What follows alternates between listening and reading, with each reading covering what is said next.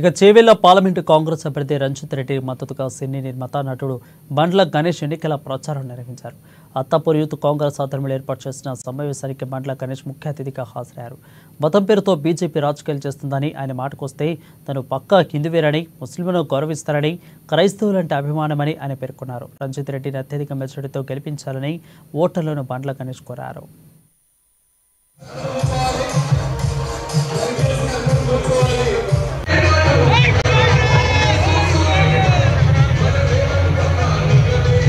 ఈశాన్, సురభి, స్థానిక ప్రెసిడెంట్ నాగేందర్ రెడ్డి నాని గారు, వీళ్ళందరూ అన్ని డివిజన్ అధ్యక్షులు సతీష్ గారు, రవికాంత్ గారు, తర్వాత అన్ని డివిజన్ అధ్యక్షుల సమక్షంలో ఇవాళ యూత్ కాంగ్రెస్ రాబోయే 8 రోజులు ఇంటింటికి ఆల్రెడీ ప్రచారం స్టార్ట్ చేసింది. చాలా చాలా సంతోషం. ఎందుకంటే యువత పెద్ద ఎత్తున కాంగ్రెస్ పార్టీతో చెప్పి బల నిరూపణ అవుతుంది ఇక్కడ.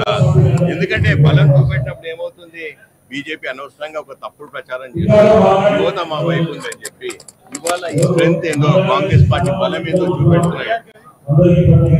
కాంగ్రెస్ యూత్ కాంగ్రెస్ కి కృతజ్ఞతలు చెప్తున్నా. బేసికల్ గా సెకండ్ థింగ్, రాబోయే 8 రోజులు ప్రతి ఒక్కరు డోర్ టు డోర్ తిరిగి పిల్లలందరూ ఏం చెప్పాలి అని ఇచ్చిన 6 గ్యారెంటీలు అమలు చేస్తూ, తర్వాత నేషనల్ మేనిఫెస్టోలో వచ్చిన 5 జై శ్రీరామ్ జై శ్రీరామ్ అంటున్నారు బీజేపీ వాళ్ళు.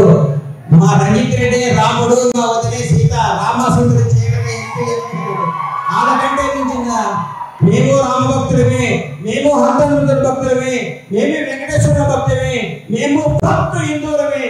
ముస్లింలను గౌరవిస్తాం, క్రిస్టియన్లను అభిమానిస్తాం, హిందుత్వాన్ని ప్రోత్సహిస్తాం. అన్నిటికంటే